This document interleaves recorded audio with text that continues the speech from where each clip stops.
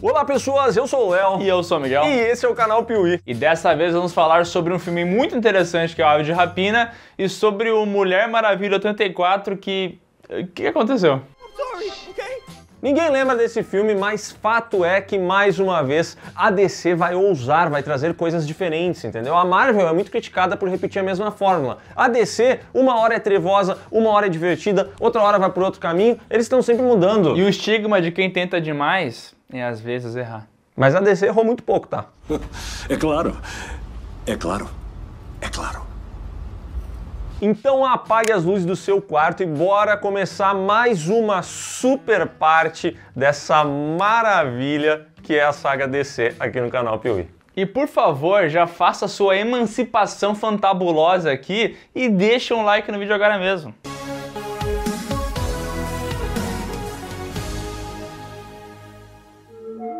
Atuar bem em um filme bom é fácil, agora quero ver atuar bem num filme ruim. Sabe quem falou essa frase? Quem? Albert Einstein. Mentira, na verdade fui eu mesmo. E essa frase é importante para entender o que aconteceu com o personagem da Arlequina lá no nosso querido Esquadrão Suicida, um filme tenebroso, mas que tinha personagem da Margot Robbie que era boa, né?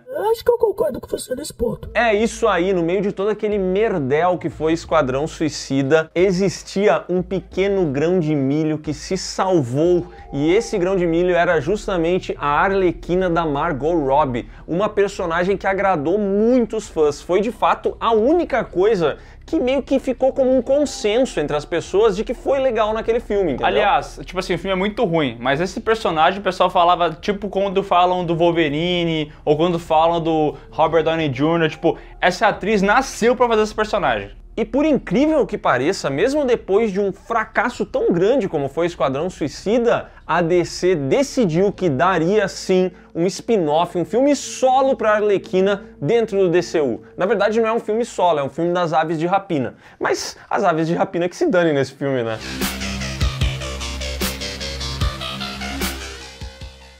Lançaram em 2020 com o roteiro de Christina Hodson de Bumblebee e direção de Cathy Yan do desconhecido Dead Pigs, Aves de Rapina e a fantabulosa emancipação da Arlequina, ou... Tu errou o nome do filme, né? Infelizmente tu errou, porque Arlequina vem antes da fantabulosa emancipação. E aí a gente já pode definir aqui que esse filme tem o pior título de toda a história desses filmes de herói, entendeu? Cara, se tu quer levar pessoas pro cinema, se tu quer atrair um público que tá passeando no shopping center, por que colocar um nome tão difícil com termos que muita gente nem vai compreender, entendeu? Por que não botou o nome do filme assim? Arlequina e as Aves de Rapina. Melhor. Por que faz isso? Arlequina, a origem. Arlequina, Não, o inimigo agora é outro. Aí tu zoando. Cara, mas falando sério, qualquer nome era melhor do que esse aqui. O título desse filme, por incrível que pareça, ele tem o poder de afastar o público. Essa aspa é muito forte. 4 anos após os acontecimentos de Esquadrão Suicida, a Arlequina levou um pé na bunda do Coringa e ela tá na Rua da Amargura. Ela tá triste, ela não tem pra onde ir e acaba caindo na boate do Máscara Negra, um grande vilão aqui do universo da DC, que é um bandido que gosta de roubar os outros, vender droga, fazer maldade. E nessa boate... que é a descrição do trabalho dele, né? Caraca. Eu quero espalhar maldade. E nessa boate, ela faz o quê? Bebe demais, começa a arrumar confusão e arrumam confusão com ela, começam a desrespeitar essa mulher. E como ela é muito braba, acaba quebrando a perna do cidadão. As duas pernas. Acontece que esse cidadão era justamente o motorista do Roman Simons, o Máscara Negra. E aí ele se vê obrigado a arranjar um outro motorista, substituir o profissional como se ele não fosse absolutamente nada. E aí você se pergunta, tá, mas por que não arrebentaram a cara da Arlequina ali dentro? E o motivo é porque ela não revelou pra todo mundo que não está mais com o Coringa. Então, como ela é protegida dele, aí ninguém mete a mão, entendeu? Você sabe com quem que você tá falando? Mulher de traficante, né? E nessa boate do Roman Simons existe ali uma cantora que é muito boa de briga, que é a Dina Lance. Então ele contrata essa mulher para ser sua motorista. E a partir desse momento ele nunca mais também liga o rádio do carro, já que ela sempre faz uma versão a capela das canções favoritas dele ali, né? E quando ela manda o falsete...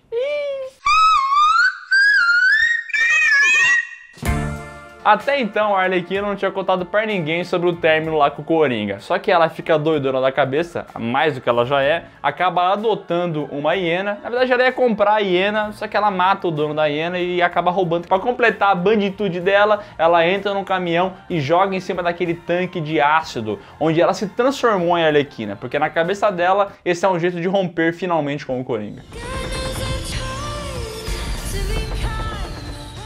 Acontece que ela não só destrói o tanque de ácido, como ela arrebenta a fábrica inteira da Ace Chemicals. E isso aí acaba chamando muita atenção. Todos os bandidos percebem que existe alguma coisa ali entre a Arlequina e o Coringa e começam então a perseguir ela. E o mesmo acontece com a detetive Renée Montoya, que decide ir atrás de quem explodiu uma fábrica inteira. E a Renée Montoya também está atrás de uma mulher que tem um codinome de Caçadora. E essa garota, essa caçadora, fazia parte dos Bertinelli, que teve a família brutalmente assassinada há muito tempo no passado. E agora ela sai por aí com uma besta matando todo mundo.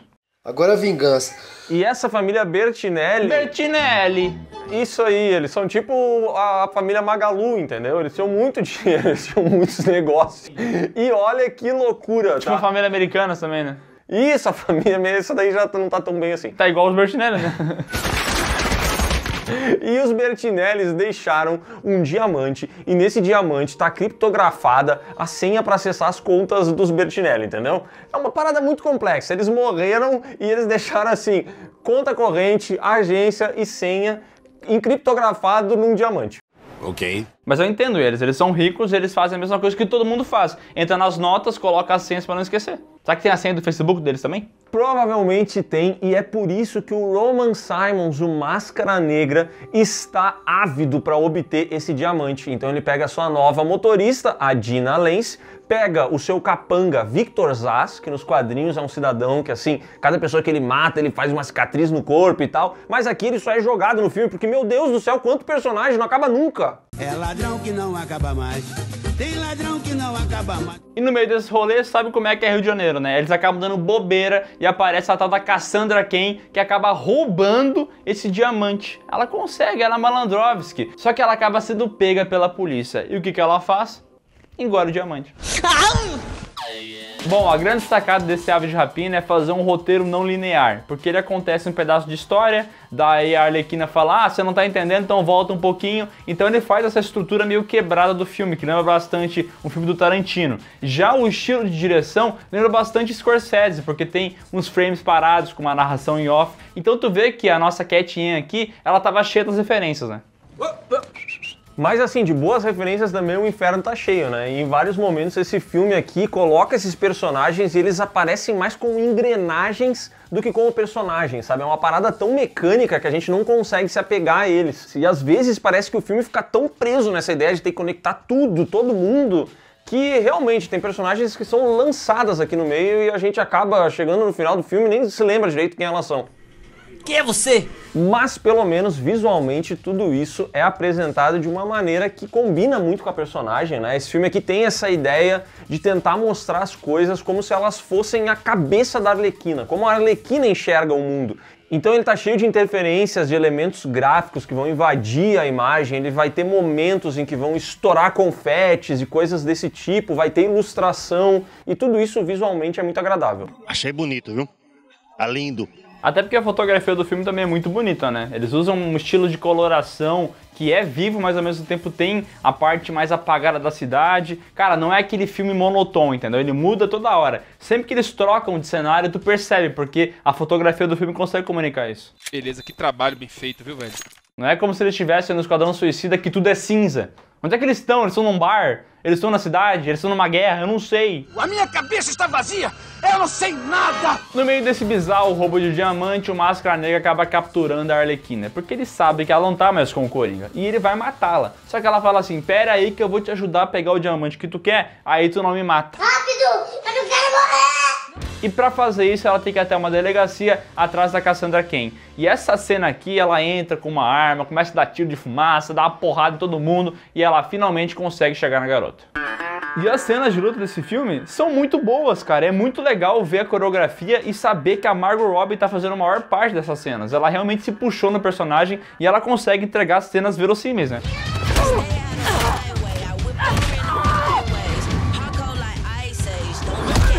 E em alguns momentos, as cenas de luta de aves de rapina, elas lembram até um pouco John Wick, elas têm uma precisão muito forte, mas elas mantêm aquela fotografia, aquele tom mais colorido. Só que essa lembrança de John Wick que a gente traz aqui não é à toa, já que o Chad Stahelski, que é o diretor de John Wick, e toda a produtora dele foram envolvidos em Aves de Rapina. Eles foram contratados para regravar algumas cenas de luta e também para acrescentar novas cenas de luta ao filme. Então essas cenas que a gente vê que tem uma precisão muito grande, que tem uma coreografia muito elaborada e tudo mais, provavelmente foram dirigidas por outra pessoa e não pela Cathy Yan.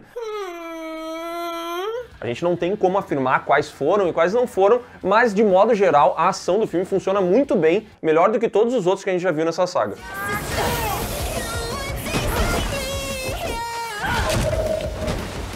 Assim, não tem como afirmar quais cenas são o Chad Stahelski, mas fica meio fácil quando tu já conhece o John Wick. Porque tem alguns posicionamentos de câmera, naquela cena onde tem um carro no fundo, o jeito que a câmera passa, o jeito que ela bate, que lembra bastante, dá pra saber que foi ele que fez, né? Well done. A Arlequina leva a Cassandra Cain até um banheiro, porque a esperança dela é que essa menina faça o número 2 logo, mande esse cocôzão no vaso e ela consiga capturar o diamante. Só que a menina tá empachada, a menina não tá comendo Activia, tá muito difícil pra ela fazer cocô. Meu Deus, porque aqui todo mundo caga, menos eu. E a Arlequina é uma psicopata, então você imagina que ela vai cortar a barriga da menina. Só que a menina acaba criando uma relação boa e elas viram, tipo, amigas. Fofo, né? Não só amigas, como a Arlequina acaba se transformando numa espécie de mentora pra Cassie Cain, né? Então ela ensina a garota ali coisas que toda jovem precisa saber hoje em dia, que é como roubar, como matar, essas coisas do dia a dia. Como é que desbloqueia a PlayStation? Como é que... Ligação direta em carro elétrico. Como é que manda mensagem falando, olha, troquei de número, pai, você pode me dar um Pix de R$1.200? Sim, filho, está aqui o Pix. Pai, eu não te pedi Pix. Achei que fosse você. Você me deve R$1.200 agora, filho. Não devo não, pai. Você que foi otário. Quem manda ser idiota? É uma pena que a gente não tenha visto a cena dela cagando e a Arlequina tendo que tirar o diamante do cocô, né? Porque seria tipo aquelas pegadinhas do Silvio Santos, em que ele colocava uma merda falsa e R$100 na merda. E aí eles ficavam gravando quem teria coragem de pegar. Tu pegaria? Eu pegaria. Pegaria se fosse R$2, né? Só pelo prazer de botar a mão no cocô, né? Pegaria se não tivesse nada. Só pra ver qual que é a textura desse cocô. Que idiota, cara.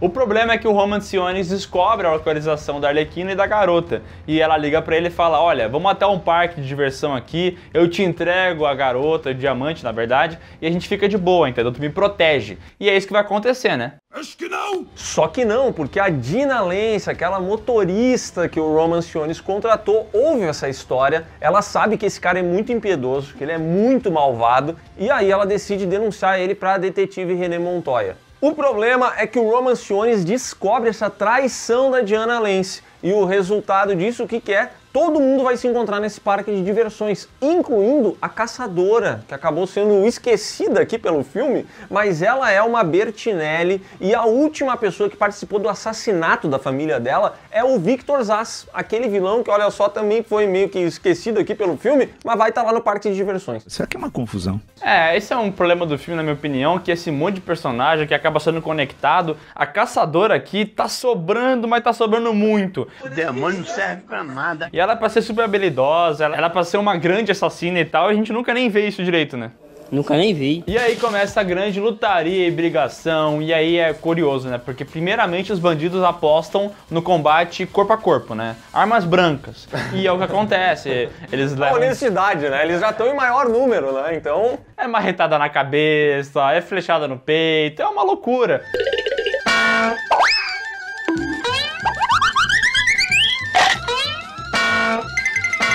Só que assim, vale mencionar que os bandidos foram honestos, mas as heroínas nem tanto, porque tem um determinado momento em que a Dina Lance, aquela cantora barra motorista, revela que ela tem poderes meta-humanos. Qual poder esse? O gritão.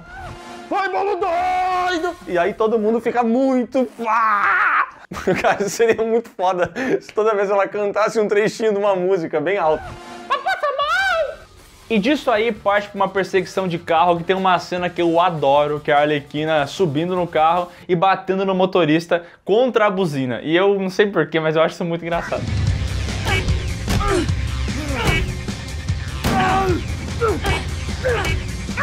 É porque isso combina muito com a personagem, e a Margot Robbie tá muito à vontade nesse papel aqui nesse filme, muito mais do que ela tava em Esquadrão Suicida. Então ela consegue ser muito irônica, ela consegue ser muito debochada, ela faz caras e bocas, ela realmente é uma ótima Arlequina. Sou foda!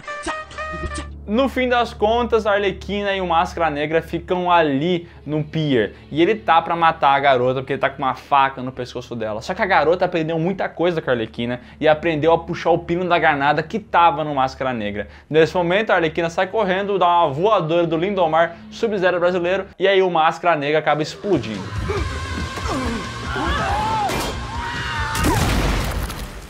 Tu reviveu agora um negócio muito emblemático da internet brasileira. No fim do filme, a caçadora usa a grana que ela obteve das contas da família dela, que estavam criptografadas num diamante, para montar um grupo de vigilantes que vão combater o crime às aves de rapina. Ela faz isso junto com a Dina Lance e com a detetive René Montoya. Já a nossa querida Arlequina e a Cassie Cain vendem aquele diamante cagado e saem pelo mundo fazendo qualquer coisa que a gente não sabe.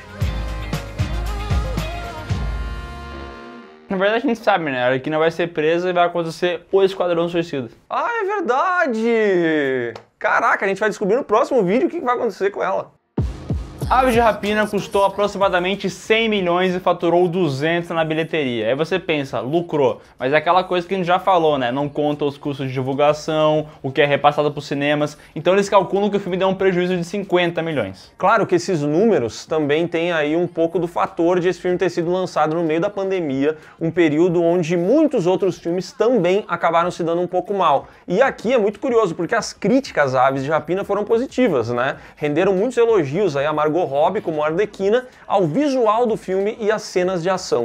Mas mesmo assim, Aves de Rapina foi um filme que não emplacou. E eu vou dizer, mesmo sendo bem realizado, ele também não emplaca nem um pouco pra mim. Porque eu assisto esse filme aqui, eu acho que ele tem pontos positivos legais, mas pra mim a história dele é extremamente fragmentada. Acho que teria sido muito mais feliz se fosse um filme da Arlequina, com essa garotinha, esquece as Aves de Rapina, bota em outra hora, trabalha a relação das duas, entendeu? É um filme que não me gera proximidade, eu assisto ele e depois tanto faz como tanto fez. Foda-se. A Arlequina é realmente legal, a garota ali tem a relação com ela que é bacana, a direção do filme é boa, a fotografia também, o Máscara Negra, o Ian McGregor, manda bem nesse papel aqui, porque ele faz um cara todo afetado, mas não é afetado tipo o Jared Leto, que é bobo, ele é um vilão realmente, porque ele tem momentos cruéis, ele tem essa faceta dele abusiva, e isso é interessante, porque consegue tratar bem o personagem. Então eu gosto disso, mas realmente Caçadora, a policial Montoya, Vitor Zaz, cara, pra mim esse filme errou ao tentar ser Aves de Rapina, sendo que ele não é Aves de Rapina. Porque isso aqui é a única coisa desse filme que realmente brilha, é a jornada da Arlequina e ela tem esse vilão, entendeu? E aí eles tentaram botar todas essas coisas e pra mim isso afunda muito o filme. Mas é um navio que não afunda. Quando tu compara com toda a filmografia do DCU, esse filme aqui tem algumas qualidades interessantes que fazem ele não ser ruim, mas ele também se afasta muito de um filme excelente, né? Tá bom. Felizmente, o próximo filme que a gente vai ver aqui é Mulher Maravilha 84. Lembrando que o primeiro filme da Mulher Maravilha faturou bastante. Então vamos ver se a Warner consegue encher um pouco mais o bolso agora. Lançado em 2020 com o roteiro de Geoff Johns, um renomado quadrinista, Dave Callahan de Zumbilândia 2 e também Patty Jenkins, que é não só roteirista como diretora, Mulher Maravilha 1984 abre com uma cena de Temícera, mostrando Diana Prince, ainda criança, participando de uma competição atlética com outras amazonas. Ultimate Beastmaster. E a gente vê nesse episódio do Ultimate Beastmaster que ela é muito capaz desde criança. Ela era brabíssima, ela saltava nos postes, ela tocava o terror, entendeu? Só que no meio desse percurso todo ali, entre uma prova de salto à distância, depois do salto com vara e do nado sincronizado, tem um momento que ela precisa andar a cavalo. E aí ela acaba perdendo o cavalo dela e em vez de desistir da prova, ela rouba. Ela pega um atalho, ela encontra lá em Temícera, no meio do mato, um tobogã. que leva ela diretamente ao seu cavalo de volta. E aí ela ganha a prova, mas não, porque a mãe da Diana Prince chega e fala: minha filha, conquiste as coisas honestamente, desse jeito não vale. Porque isso vai aparecer no filme depois, entendeu? Assim, o Léo se alongou nessa cena, assim como o filme se alonga pra contar tudo o que acontece aqui nesse evento, mas sinceramente essa cena é necessária? Porque sim, ela é legal, ela é bem gravada, tem bons efeitos, mas ela precisa pro filme? Não, não precisa, cara.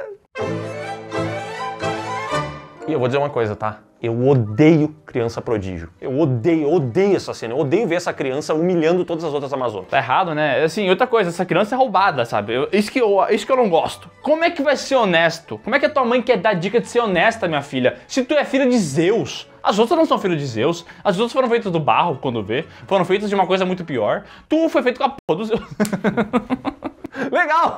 Parabéns! Aqui é muito roubado. Tu quer competir um semideus com um ser humano? Isso me deixa nervoso. Mas vamos ao verdadeiro roteiro do filme, que se passa em 1984, onde a Diana Prince atua como arqueóloga e nas horas vagas ela é o quê? Heroína. Ela resgata as pessoas de assaltos, ela dá uma porrada em todo mundo, porque nesse universo é assim, né? Basta tu pegar, botar uma tiara, arrumar o cabelo, ninguém sabe quem tu é. Cara, isso me arrebenta, cara. Pra mim é inaceitável essa parada dos filmes do Superman e da Mulher Maravilha, que é botei o óculos, não sou mais eu. Botei a tiara, ninguém mais me reconhece. Eu sei que é assim nos quadrinhos, eu sei que é assim em todo lugar, mas pra mim não funciona e arrebenta minha suspensão de descrença. Caralho, nada a ver. Bom, no seu emprego como arqueóloga, Diana Prince conhece Bárbara Minerva, uma geóloga que, assim, ela não é muito simpática, ninguém nota ela, ninguém gosta dela, ninguém conversa com ela. Ela é uma pobre coitada. Mas a Diana, que é gente boa demais, se torna amiga da Bárbara Minerva. Tanto é que em um belo dia, a Bárbara pede pra Diana ajuda para dar uma olhadinha ali num artefato muito curioso, a Pedra do Desejo, que parece ser ali um objeto bem vagabundo de lojão R$10, entendeu? Elas nem levam muito a sério. Não é lojão R$10. É aquela loja que tem em todo o shopping, que tem incenso, que tem um budinha, tá ligado? Aquelas lojas de coisa mística. Inicialmente o pessoal acha que eles realmente compraram essa pedra nessas lojas místicas aí e não é nada demais. Só que a Diana Prince olha a pedra e meio que brincando ela fala assim: ah, meu maior desejo era ter de volta o meu homem. Sentir aquela pegada novamente. Se tem um homem que eu acho gostoso nesse mundo é o Steve Trevor. Eu com um homem desse, eu dava todo o meu salário a ele. E assim, ela faz o desejo e fica quietinha. Algum tempo depois, a Bárbara Minerva sai do laboratório e tal e começa a ser importunada por um cidadão ali, um cara com intenções meio maliciosas. E quando esse cidadão tá prestes a botar as mãos nela, surge Diana Prince, que a salva, larga ali um papinho de que ela manja de defesa pessoal e tudo mais, e a Bárbara fica assim: poxa vida, como a Diana Prince é legal, como ela entende das coisas. Eu desejo muito que um dia eu seja que nem ela, bonita, sexy e porradeira. I do know what I'd wish for. To be like Diana.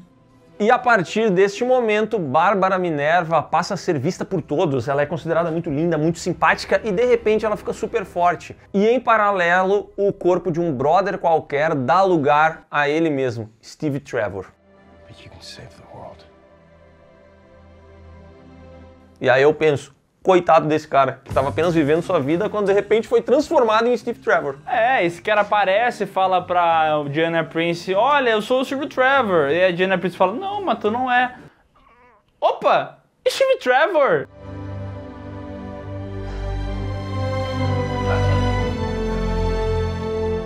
E aí ela começa a enxergar o Steve Trevor naquele corpo. E o que eles fazem? Vão pra casa desse malandro e fazem um bem bom. Acordam, eles ficam falando: ah, minha aparência é essa aqui, é diferente e tal. E cara, eu fico pensando, como isso é bizarro.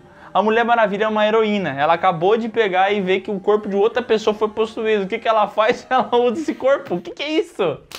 Tá muito errado isso. Coitado do cara. Esse cara é uma vítima, entendeu? Assim, a gente não sabe se ele ia querer ficar com ela ou não, se fosse ele mesmo. Mas de qualquer forma foi contra a vontade dele, né? E isso tem nome. Alguém denuncia essa mulher.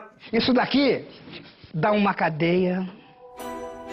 Em paralelo, a gente conhece Maxwell Lord, Max Lord, o dono de uma empresa petrolífera que está completamente quebrada e pai de um belíssimo garotinho que vai aparecer quando for conveniente. Inclusive, esse cara aqui é interpretado pelo Pedro Pascal e fizeram a maestria de deixar o Pedro Pascal horrível nesse filme, né? Coitado. Cara, o Pedro Pascal não é bonito. Não, ele não é bonito, mas quando ele tá com o outfit dele, barbinha mais ou menos, cabelo bagunçado... Charmoso. Charmoso, ele engana, mas nesse filme aqui ele tá sofrível, né? Triste. Veja como massacraram meu garoto. Bom, fato é que Max Lord é um pesquisador da Pedra dos Desejos, e aí ele começa a se aproximar da Minerva, consegue fazer ali um lancezinho romântico com ela e rouba a Pedra dos Desejos. E sabe o que ele deseja? R$1 milhão. Não. R$1 bilhão. Não. 10 bilhões. Não, ele deseja se tornar a Pedra dos Desejos. E aí tu imagina o que aconteceu com ele? Virou uma pedra? Não. I wish to be you. Porque esse filme, esse roteiro nunca estabelece as regras de nada. Pra mim, o pedido desse cara, o pedido que ele fez pra pedra, ele tinha que imediatamente se transformar numa pedra.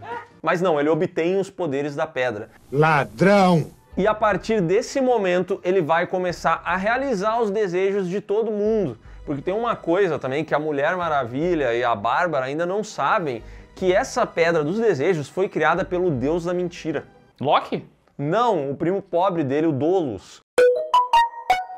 E como foi criada por esse trapaceiro, ela tem ali uma pequena rasteira que ela dá no seu dono, entendeu? Porque ela realiza o desejo do dono, mas ela tira algo igualmente grandioso dessa pessoa. Então, o personagem Max Lord não só realiza desejos, como ele tira coisa das pessoas, entendeu? O demônio é ardiloso! E aí estabeleceu um problema no roteiro. Porque tudo que acontece, todos os desejos, todos os pedidos, a gente fica pensando assim, mas como é que funciona isso? Se ele perguntou isso, não deveria acontecer tal coisa, então não consegue mais prestar atenção no filme, porque é tanto pedido, tanto desejo que deveria funcionar de outra maneira, só que funciona do jeito que o filme quer, que ninguém entende mais nada, né? Como assim? Tô entendendo nada. E assim, tudo que envolve esses desejos é muito mal roteirizado.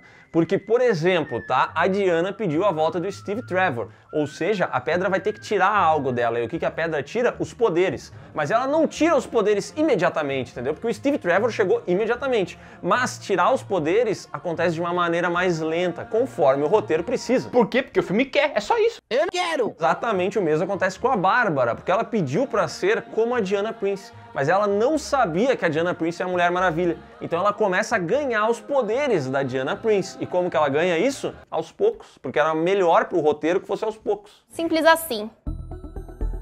E aí, de desejo em desejo, esse cara acaba chegando no presidente dos Estados Unidos, que deseja ter mais armas nucleares, ele concede o desejo, mas ele fala, agora eu quero ser ouvido, tudo que eu pedi eu quero receber de vocês. E ele realmente consegue transmissão de televisão, consegue um ano de McDonald's grátis, ele consegue um monte de coisa. Eu tô voando alto.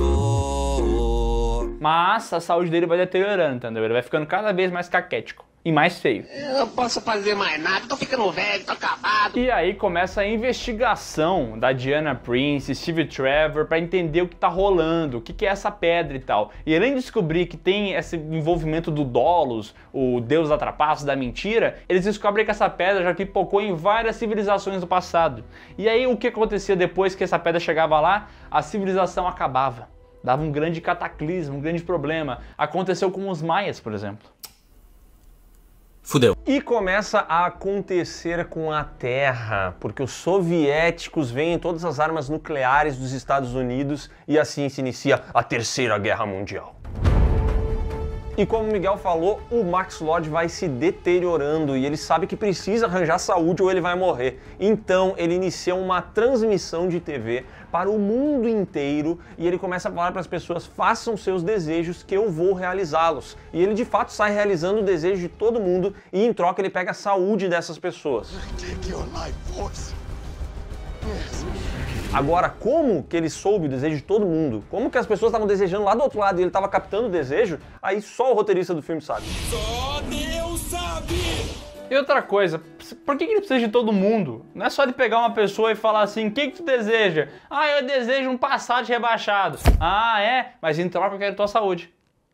Acabou. Acabou. E outra, né? Transmissão pro mundo inteiro. Eu fico imaginando a minha avó assistindo o programa do Gugu, sábado à tarde, e aí vem um cara falando inglês E a minha avó fica tipo, caraca, o que tá acontecendo aqui? Deixa eu trocar de canal, entendeu? Cara, é tudo muito mal explicado, esse não faz sentido. Puta, esse roteiro é uma merda. É uma merda. Você é um cocô. Que nesse momento a Diana Prince entende que pra eles conseguirem parar o Max Lord, eles têm que ou matar o cara ou abdicar dos desejos. E isso implica em ela deixar pra lá o Steve Trevor, entendeu? Deixar ele morrer de novo e ficar sem ele. E esse momento do filme, assim, esse filme é cheio de defeito, mas eu acho legal o Chris Pine conversando com ela e entendendo que ele não pode continuar vivo, que a vida dele realmente acabou e ele tem que aceitar isso, entendeu? I had a great life. And you only made it better. Então ele conversa com ela, a Gal Gadot tenta entregar uma atuação, mas ela, coitada, não consegue. E aí ela finalmente decide que tem que ir lá parar o cara. Ela se despede do Steve Trevor e começa a correr, e agora os poderes dela voltam, e ela consegue fazer um tipo de voo muito bizarro. E essa cena é legal, né? Tipo, dela correndo, trilha sonora.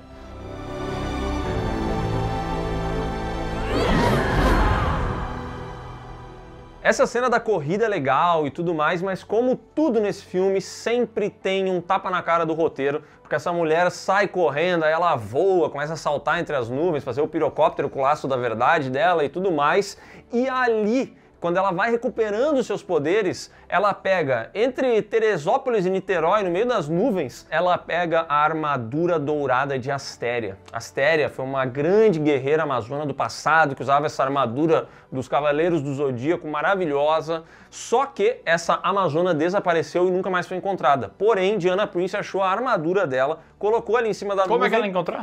Ah, encontrou por aí, entendeu? Um dia ela chegou num lugar, a armadura tava caída, ela falou, opa, eu acho que eu conheço Ela aqui. fez o famoso loot. Ela tá jogando Skyrim, aí ela encontrou um baú no meio do nada, no meio de Niterói. Ela encontrou um baú, quando ela abriu o baú, fez... E aí tinha uma armadura, ela botou nas nuvens e agora ela vem toda poderosa com essa armadura que o roteiro botou sei lá onde.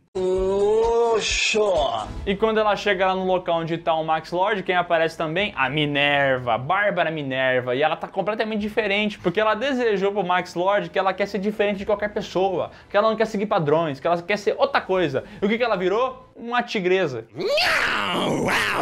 Aí começa uma batalha de Mulher Maravilha com Tigresa VIP, que é legal a batalha, assim, não vou mentir, eu achei da hora. Mas assim, a armadura não serve pra nada, porque ela poderia estar com a roupa normal dela, acho que é só pra vender boneco isso aqui. E ela acaba dando um cacete na Tigresa VIP, ela cai na água e fala, ó, desiste, senão tu vai levar um chocão, vai morrer. E ela fala, não desisto. Ela leva um chocão e não morre.